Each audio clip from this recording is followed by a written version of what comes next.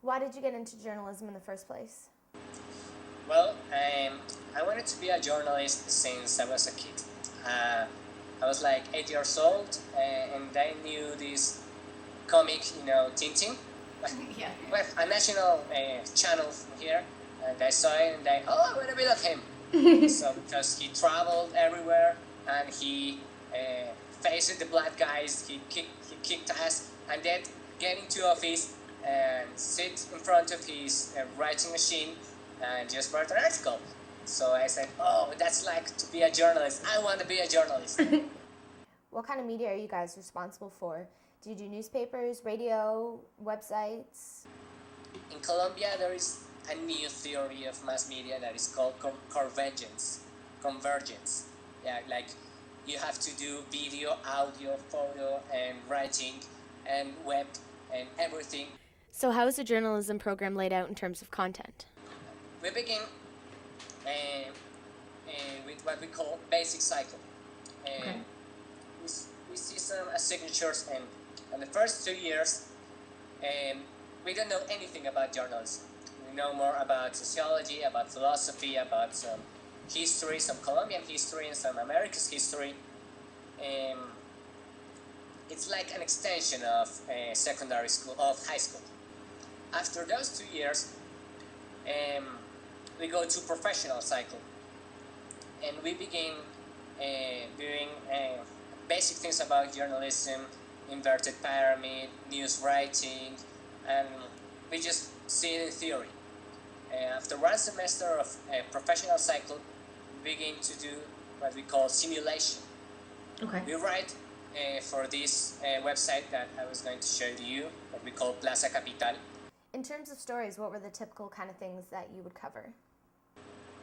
Okay, Plaza Capital has 7 sections. Culture, politics, sports, it's like stories from other cities. When I was in sports, I wrote about a girl who won the table tennis championship, national table tennis championship. So I wrote about her. When I was in Connections, that is writing stories about other cities, I wrote about the town where Bogota people goes on holiday, like you go to swimming or something like that. What was the typical kind of equipment that you guys used? So when I began to study, the university had no equipment, nothing. We have just computers to writing articles, but due to the fact that the university had no equipment and had no people to teach the students how to use them, so I assumed that role. Being a student, I found out how to use that equipment. I found out how to edit a video. There wasn't a single person in the university who could teach you how to edit a video. Really? There wasn't a single person who could teach you how to use a camera in the right way.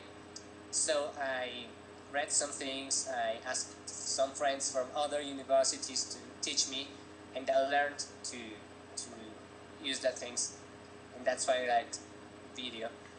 And I became like the expert person. When you're doing interviews for your stories, do you typically go out and do them face-to-face? Yeah, yeah. When I write stories about Bogota, well, I go interview people here in Bogota, but for the documentary, I had to go there and meet the people and meet their families and spend time with them. That's part of the investigation process. And that's one of the things that sociology teaches you, because social investigations involves you to get involved with the people of your stories more than journalism. In journalism, you go, you interview them, and goodbye. In sociology, you get more involved with the people. You have to know them better. So would you say that taking sociology as an elective was advantageous to you as a journalist? But I think that every single journalist should study something about social sciences. Not necessarily sociology, but something about its society. So the journalist is more on its context. Thank you so much for taking the time out to speak with me. I really appreciate it. I thank you for, I don't know, for interviewing me, for making me feel important. Thank you for letting us interview you. Okay, my pleasure. So, goodbye. All right, see you later.